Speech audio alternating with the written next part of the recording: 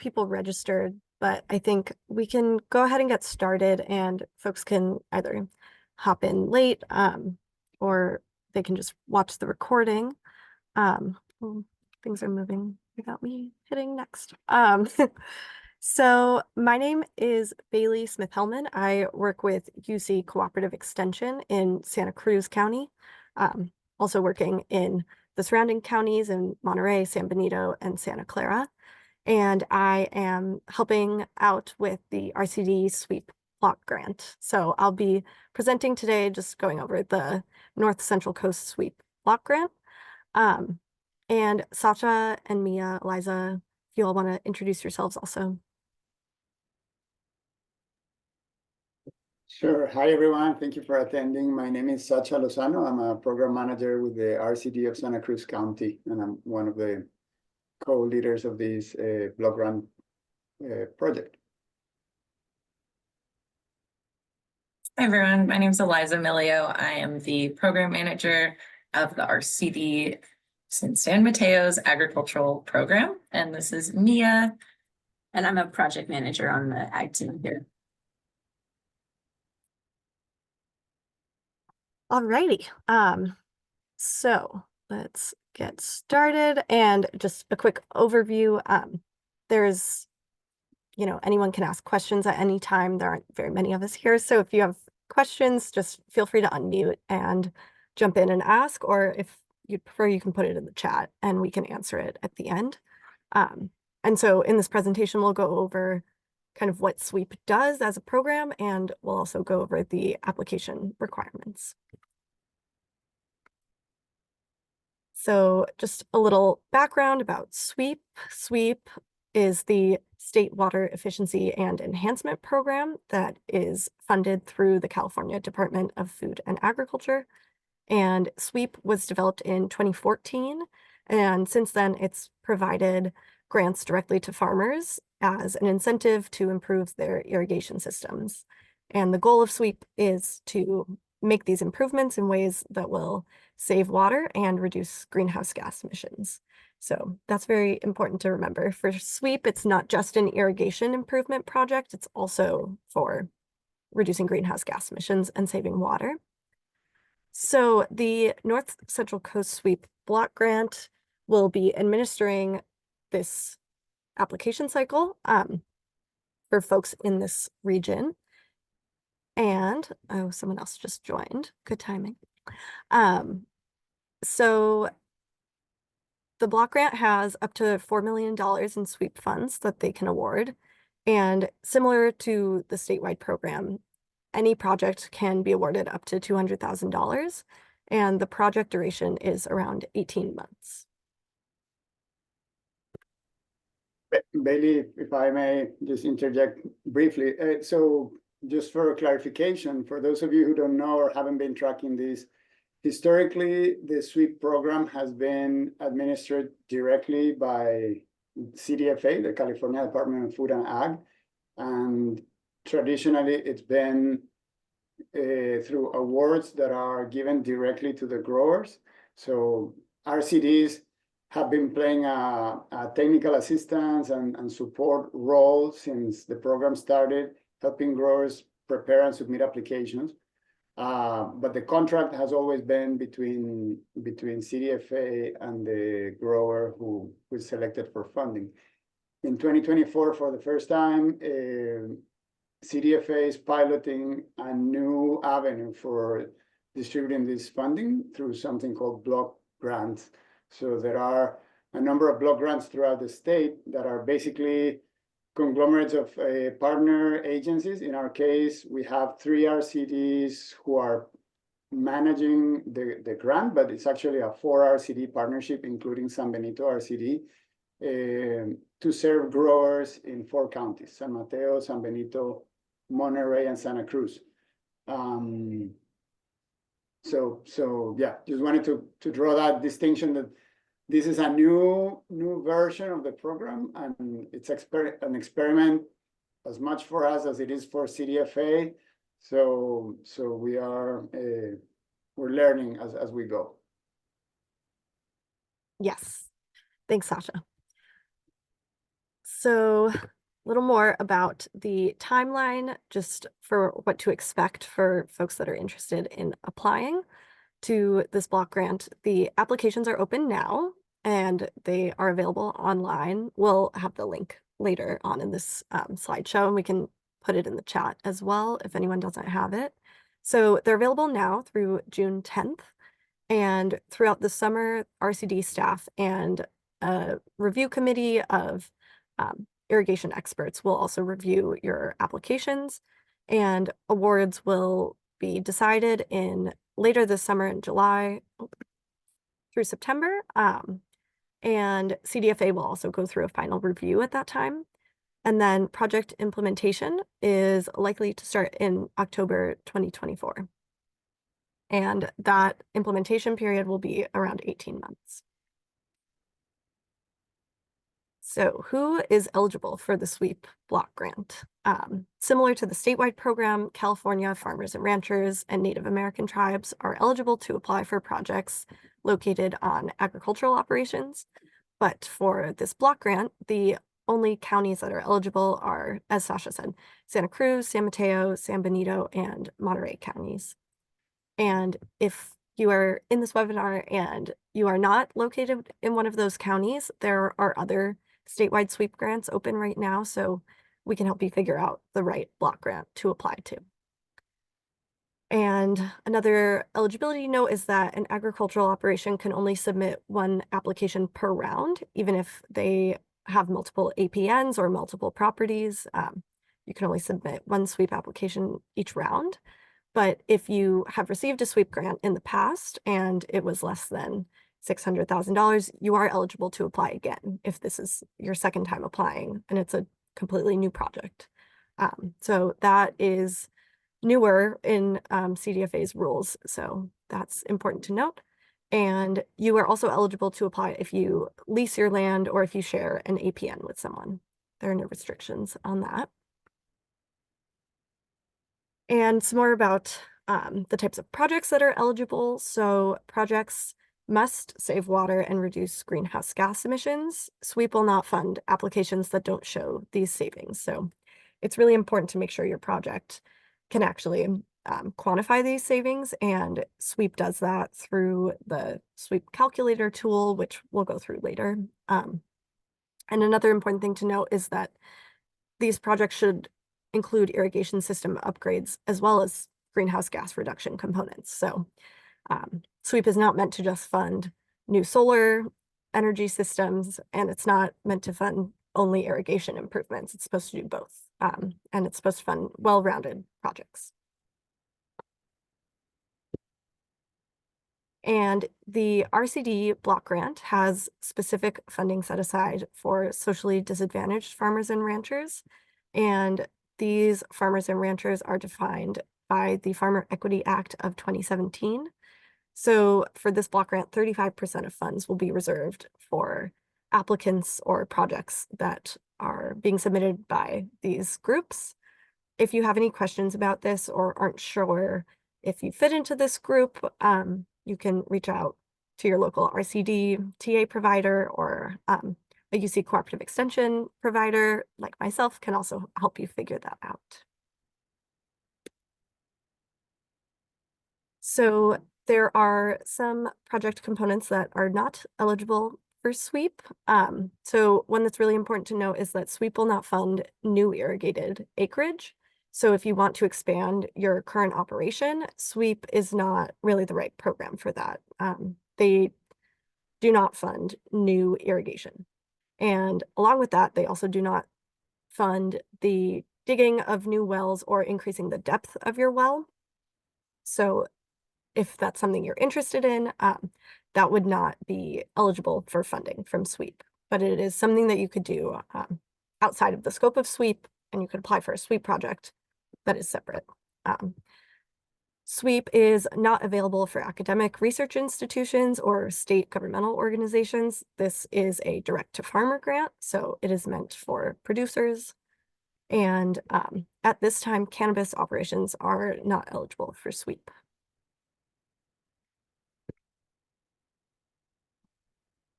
So here are some examples of eligible project components, and these are some of the really common ones that we see in sweep applications. Like I said earlier, sweep is really meant to fund well-rounded projects that incorporate multiple components to achieve that water savings and greenhouse gas reductions. And some components like water saving can be achieved through, switching from a sprinkler to a drip system, or by installing soil moisture sensors so that you can track your soil moisture better, and you can, make watering decisions based on what you're actually seeing in the field. And some greenhouse gas reduction components might be installing a variable frequency drive so that your pump isn't using tons of energy every time it runs. Or switching, if you use a diesel pump, switching from diesel to electric can save greenhouse gas emissions. And installing renewable energy is also a really good option to meet that greenhouse gas reduction component. That's a very common one. And so within those allowable components, there are some costs that are allowable and there are some that are not allowable. So I just wanted to include some examples of this. So sweep will cover all components of your irrigation system. So if you're requesting funding for fixing a leaky main line, you can get new pipes, new sprinkler heads, new drip tape, etc. They will cover the installation of solar panels and the cost of the panels themselves. They can pay for telemetry or other sensor hardware, as well as if there's a software or a subscription associated with that hardware. Sweep will cover that for 2 years, which is nice. Sweep will cover flow meters, and that is required for all sweep recipients. They require that if you don't have a flow meter installed, that you install one as part of your project. They can pay for permits if those are necessary, and labor. But sorry, I don't know why this keeps moving without me telling it to. As you can see here, labor cannot exceed 25% of your total grant request. So that can be a challenge sometimes, as labor is increasingly expensive and the cost to install a lot of these components is really high. So that's just something to keep in mind when making your budget and thinking about your project. And along with those, there are some unallowable costs that sweep will not cover, but you are allowed to do these things. They just, sweep won't cover them. They would be considered matching funds if you pay for any of these things outside of sweep. So sweep will not cover the cost of a project design or a consultation. They don't cover any engineering costs. If someone comes out and surveys your property and tells you, what you should install, sweep won't cover that. They also will not cover any costs related to technical assistance or project management, which you shouldn't need because there is free technical assistance available from your RCDs and other providers. Like I mentioned earlier, they won't cover the cost of drilling a new well or deepening a well, and they do not cover pump efficiency tests. Pump efficiency tests are required for applying to sweep, but the cost is outside of the grant. So you need to get your pump efficiency test before you apply. And just a few other ones, any costs incurred outside of the grant term. So if you're doing any upgrades to your irrigation system now, for example, before you've been awarded, that would not be able to be reimbursed by sweep.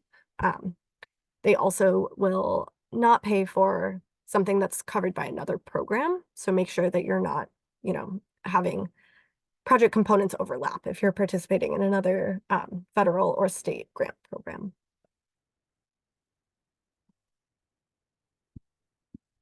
So this is just a little overview of the solicitation process. So I just went over kind of broadly what is allowed in sweep, what's not allowed, and now I'll go into more what is required. What do you actually have to do in order to apply? So you'll need to submit an online application, which is available on the RCD website, and it's a pretty quick form. So you'll fill out the form, and then you'll need to email supporting documents to your local RCD, whoever is helping you apply. And you can schedule a one-on-one follow-up with an RCD staff to complete the rest of the application. And once you do that, your application will go to a review group of the RCD and technical reviewers as well. And then CDFA will do a final review. Since they are the ones providing the funding, they are, they're given final review of all potential awardees. And if your application is unsuccessful, you will be notified and provided feedback. So you might have an opportunity to resubmit. So that's important to note, if you mess up your application or you forget something, it doesn't mean that's the last time you can apply. There's an opportunity potentially to revise that. And if your application is successful, then you will be notified and you'll go through the contracting and award process. And that will probably happen later this summer. So applicants will need to complete an online form. And in addition to that online form, you'll need to submit a number of supporting documents. So here's the list of supporting documents. I'll go into a little more detail of the project design because CDFA requests a pretty specific format for this project design. And in addition to that, you'll need to submit a project description, an itemized budget worksheet, and that should include all of your irrigation components and your greenhouse gas reduction components. So the budget should include everything. You'll need to submit 12 consecutive months of utility bills, or if you have fuel logs, to show your energy use. If you're having trouble collecting those, you can let us know. We can try to help you figure it out.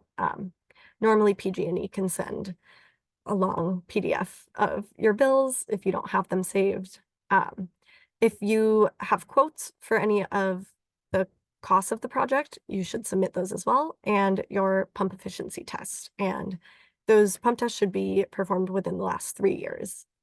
And if you need help scheduling a pump test, you can also reach out to a technical assistance provider. We can help you figure out how to get your pump tested, but you should do that as soon as possible if you don't have that already. So the project design is an important component of the sweep application, and CDFA likes to make sure that you have all the necessary components in your project design. And there will be an example on the next slide, but the project design is a map or an image that shows your project site and the proposed system changes. And included in that, you should have your APN. You should have labels showing where the new components will go. So that could include, where you're placing your flow meter, your soil moisture sensors, where you're putting in new pipe, where you're switching from sprinkler to drip if you're doing that. And it should also include a list of crops grown and the acreage of those crops, as well as any existing components. Like if you already have a flow meter or soil moisture sensors, you should have those labeled as well. And so here's an example. You can just take a screenshot of your property on Google Maps or Google Earth, something that shows, where your project will be taking place, and then you can add these labels on top of it.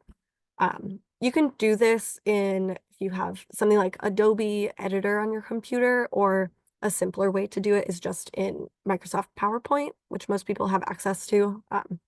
You can just kind of add these things in as captions and draw your lines on it. And this is also something that your technical assistance provider can help you create if you're having trouble doing it on your own. And this is a really simple version of one. You can also add more detail if you want. Bailey, a quick addition to the project design. CDFA also wants to see the latitude and longitude, the geolocation of the project, because it is also required to take photos, geotag photos, before and after implementation of the project. So either on the project design or on the project assessment tool that we'll talk about in a minute, you can identify the coordinates of your location. Yes. And CDFA likes to use a specific geotagging app for these. That's a free app that you can download on your smartphone, and we can yeah, help navigate that process. It's kind of a tricky app to use. So I won't spend too much time getting into the budget because it can be a bit complicated. But CDFA has a budget worksheet that they ask that you submit with multiple categories that your different irrigation and greenhouse gas reduction components will fit into. So they have a supplies component, equipment, labor, other, which could include the cost of taxes, permits, if you have to rent equipment, things like that. And they will review this budget. You should make it as detailed as possible so that when you make purchases, if your project is awarded, your purchases can correspond directly with things that are in your budget worksheet. So put everything in your budget that you expect to actually purchase in this project. This year's CDFA is prioritizing projects that are well-rounded, as I said earlier. So for this reason, they're penalizing applications that have budgets that request the majority of their funds for renewable energy. So they really want to see that these applications are not, focused only on putting in solar or only putting in new irrigation equipment. They want you to have both. So that's just something to think about if installing renewable energy is part of what you want to do as your sweep project. Just check in with your technical assistance provider so we can help you figure that out and make sure that the budget is within the requirements and that you're not losing any points. Couple additions there. So, well, first, the budget spreadsheet is available. You can download it. There's a hyperlink on the website. I pasted the URL for the website in the chat. If you go to that website, you can download the budget spreadsheet that CDFA has created. You're not required to use that template, but we would prefer if you do, just for uniformity. It's a good template, so it will keep things simpler for everyone. The other thing is in relation to these penalties on the budget. This is something that came up last year and was going to be implemented for the first time in December in the direct-to-grower solicitation. And CDFA had established different thresholds than what we have here, that what you're looking on the screen. The thresholds were established at 40%. So if a project was requesting more than 40% of the funds going to renewable energy or to irrigation scheduling tools, 5 points would be subtracted from the overall score. So because we're now functioning under this block grant, the block grant gives block grant recipients certain autonomy and discretion to tweak some aspects of the solicitation, and this is one where we increase that threshold, trying to accommodate real costs of these types of projects, but also so that it's not overly discouraging of these type of projects, which are also important, without losing sight of the overall goal of having well-rounded proposals that incorporate multiple components and multiple benefits. So that's why we have different thresholds and different amounts of points that will be subtracted from each of those thresholds. Yes, thank you, Sasha. And now I will briefly go over the SWEEP greenhouse gas emissions and water savings calculator. This is a pretty big part of the application. So if you would like help going through this, reach out to your local TA provider because it can be difficult to go through. And this tool is meant to help CDFA estimate how much greenhouse gas emissions they'll be reducing through these projects and how much water they'll be saving so that they can quantify these projects and, decide where the funds go. Ultimately, this program is meant to fund projects that do those things. So this is very important. And you'll need to collect some information before you even get started with the tool. So make sure that you have all of these things before you even open up the tool and get started. So you'll need to know your APN or the address of your project site, and you'll enter that into a little search bar, and then you'll be able to start designing your project and putting in the data that you need. So you'll need to have your annual energy usage, and that could be in fuel use or kilowatt hours of electricity. So you can find that in your PG&E bills if you have an electric pump. That is how they'll estimate the greenhouse gas reductions. And you'll need your pump information, including the horsepower, the overall pumping efficiency, the pumping depth, and the fuel type. And you'll need to enter information on the crops you grow and how you irrigate for the last 3 years, and then what you presume the next 3 years will look like. So if you're not exactly sure, like if you rotate your crops frequently, just make your best guess at what the next 3 years will look like. But if you're not doing any significant changes to the crops that you grow, this part shouldn't be too important. And then you will put in all that data and let the system run, and it'll produce a report. And you can download and save that report, and that's what you'll submit with your application. It can be helpful for making the project design as well, because when you do that, you'll kind of label where your pump is, where you would install flow meters, and it's already an aerial shot of your project site. So that can be a good starting point for the project design. And these are the scoring categories that will be used to score your application once you submit everything and it has made it to the RCD and the technical committee for review. And I'm going to let Sasha go over the scoring rubric in a bit more detail. Sure. So just quick comment on the previous slide about the water savings and GHG calculator.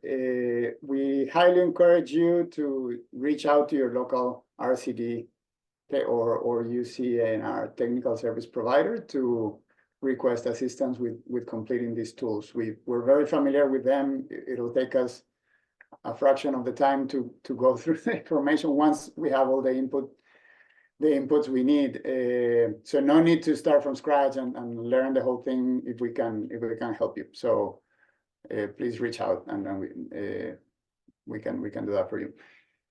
So for the scoring process, the solicitation is currently open. It will be open until June 10th. We are already receiving applications, and as we receive them, we start reviewing them, but we won't. This is not a first come, first serve process. It will be merit-based competitive selection. So we will review every single proposal that we receive. And we will score and rank the proposal based on a scoring rubric. So the scoring rubric is modeled after a rubric that CDFA developed last year and was going to use in the direct-to-grower solicitation that was launched in December and then prematurely closed a couple of weeks later due to the budget cuts. So if you go back one slide, Bailey. So just to give you a first idea of how this works, we have 4 main categories and a total maximum of 50 points that you can achieve. So the first 2 categories are looking at the estimated water savings and estimated greenhouse gas reductions. You can get up to 15 points on each of these categories. So 30 points is just looking at those 2 things. Then we're looking at some aspects of the budget, completeness, whether or not you have been able to secure additional matching funding for this project, so that the request to CDFA through us will be only for one portion of a larger scope of work, and you've already secured the rest of the funding for the rest of the scope through other programs or with your own funds. So you'll get points for that if that's the case. And then there are the penalties if you are over those thresholds we mentioned before. And then the fourth category is looking at multiple project benefits. As Bailey has been reiterating, CDFA really wants to reward projects that are well-rounded and incorporate multiple components that can address multiple objectives and achieve multiple benefits. So we have a list, and yeah, now you can go to the next slide, please. We have a list of multiple benefits that will get 1 point each or 2 points in some cases. So let me just go in some detail here, and this will be available on our website next week, and these slides will also be shared, so you can go back to these and review the detail. But basically, for the water savings, we have different brackets, different ranges of how many inches is estimated to be the savings from your project. And this is something that comes out of that project assessment tool. It's not something we make up. However, in addition to the project assessment tool, which is good, but also has some limitations, if you think you have better information or complementary information that can help demonstrate a different estimate, maybe a larger estimate of water savings, you're welcome to provide all that documentation and it will be reviewed. So, but the idea here is that we have ranges of output values for the estimated savings in water and estimated greenhouse gas reductions. And each of those ranges will get a different amount of points. And the higher the savings, the higher the points. Then on the project expected benefits, we have a list of 10. And here on the screen, you're looking at the first 4, and then the next page shows 6 more. But basically, we're looking at, is this project helping reduce pumping in an overdrafted groundwater basin? Or is this project helping reduce pumping from like overstressed surface water basin, surface water source, like it's more common in San Mateo, for example? Is this project proposing to develop infrastructure to capture and reuse tailwater or other form of water recycling? Is it fixing a pump and improving energy efficiency by adopting renewable energy, etc.? So you can read through those, and each one of them will have 1 point. You can check all that apply, and that way will I guess, sorry, I take that back. We will check all that apply based on the project description and the information that you're submitting. So this is not something you will be doing, something our internal process will be doing, and with support from external technical reviewers who are expert in these topics. And then for the budget is basically, if it's all complete and provides sufficient detail, you can get 7 points. If it's missing 1 or more components or doesn't have sufficient detail, then we subtract some points, so you only get 4 points.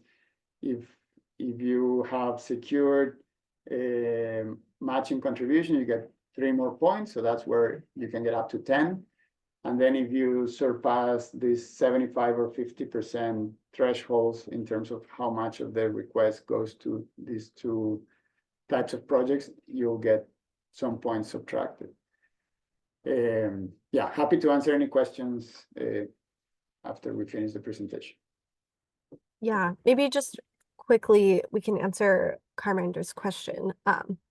So yes, you can, I'll read the question for the recording. So Carmender asked, since in-kind labor is not an acceptable cost, can in-kind labor be listed as a match in the budget? And yes, that is exactly what you can do. Yes. You can list it as matching funds, and there's a space in the budget. There's like a separate area in the table where you can list all your matching funds. All right.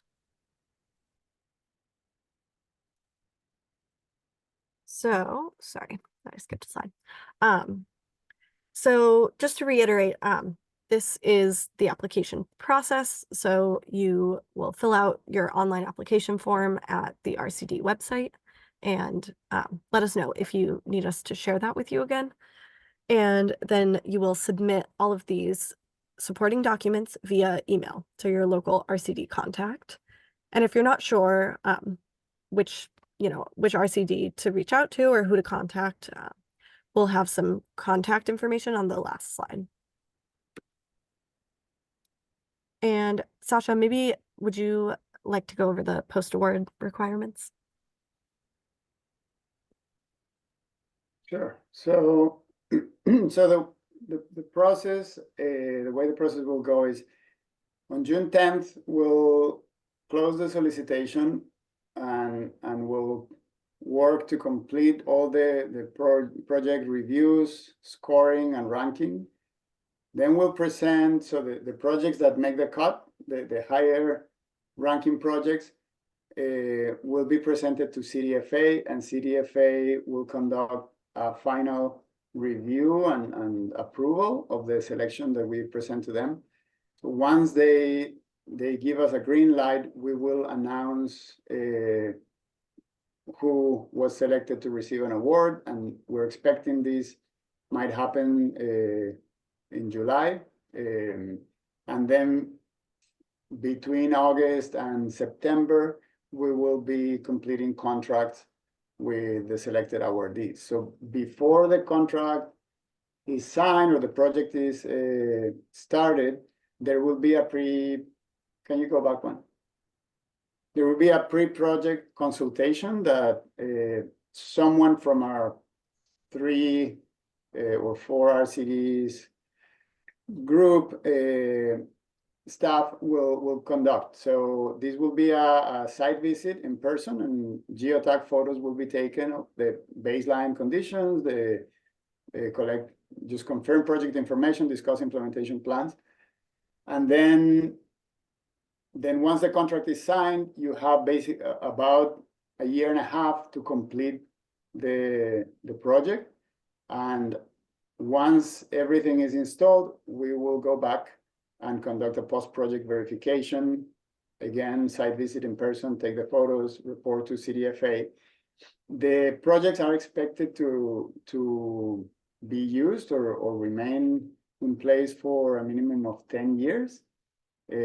There might be some components of the projects that will not have that length, like if you're switching from sprinklers to drip, and we're not expecting you to use the same drip tape for 10 years, but the project for major project components or the practice is expected to be maintained for a minimum of 10 years.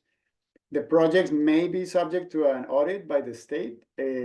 So records, both you as potential recipients and us as block grant holders are required to keep documentation records for 3 years following the final or the closing of this grant, in case there is an audit later on. So I think that's it in terms of post-award requirements. Great. And so I'm not sure if we mentioned this, but SWEEP awards are distributed on a reimbursement basis. So that's really important to note that if you're selected for an award, you will not get $200,000 up front. You'll have to make payments, make your purchases, install them, and then you will submit your receipts and invoices to the RCD for reimbursement. But that being said, CDFA understands that many farmers don't have the capital to do that. So you can request up to 25% of your total grant award in an advance payment. So that is something that you can indicate in your application, and you can also kind of go through that process if you are selected and when you're going through the award and contracting process. If an advanced payment is requested, it must be spent within 90 days of receipt. Sorry, slide keeps moving. And yes, awardees must submit their invoices to RCD staff. And Sasha, is there anything else you want to add to that, or is it pretty much the same as the statewide process? Yeah, no, I think it's similar. I think these are details that we'll discuss during that pre-award consultation. Once we'll discuss in further detail at the contracting time. Great. And this project verification slide is also probably more applicable to the statewide program. In the statewide program, CDFA would typically request that you submit invoices on a quarterly basis so that you're not submitting them, every time you make a very small purchase. You submit them, kind of in a package. But Sasha, will you be requiring that of your awardees? I would say in this case, we would be able to receive invoices at any time, and we will be invoicing CDFA on a quarterly basis. So just keep in mind that even though you submit it at any time, we won't be submitting those to CDFA right away. We'll do that quarterly, and we won't be able to pay until we get paid unless there is an advance payment request, which is a different process. Mm-hmm. Great. And the verification process will happen once you've completed your project. So you will, 2 years from now, you'll have installed everything will be complete. And then CDFA will assign someone. It might be a technical assistance provider from another organization, so someone like me, or someone from another organization that wasn't involved in the block grant. They might do your verification, or someone from CDFA may come out and do it. And that pretty much just involves a walkthrough showing the components that you purchased and confirming that everything is there and that you installed it correctly and are actually using it. Sorry, just to clarify, CDFA will not be conducting these verifications. It will be us or someone like UCANR can help with the verifications, but we'll conduct the verification and report to CDFA. Got it. Sorry about that. And yeah, just a couple overall tips for when you apply. It's great to review the request for grant applications that CDFA has published. So that's a long document that describes all of the requirements and all of the information that you'll need to know about SWEEP, and some of the specific information that applies only to the block grant will be different, but the RGA pretty much has everything that you will need to know. So it's good if you can take a look at that. We also recommend that you look at some of the previously funded projects on the SWEEP website, or talk to a TA provider and see if, what kinds of projects can be funded. It's nice to have an idea of what has been funded in the past. And just remember that you want to show the highest greenhouse gas emissions savings and water savings as possible, since more savings per acre equals more points. Yeah, and Bailey, so just go back, please. Yes. Just to be super clear, this link that you're seeing on the screen, and for those who are watching the recording and we're not here in the live session, this link takes you to the request for applications that CDFA released in December of 23. So this was the direct to grower solicitation that was released and then closed. So it's not exactly the same, but it is the closest or the best reference document we can point you to in terms of understanding what the program is about, what the different types of projects, etc. But as Bailey said, there are a few things that will be different. So your best source of information or point of contact for this particular block grant for this area would be through one-on-one communication with your local RCD staff.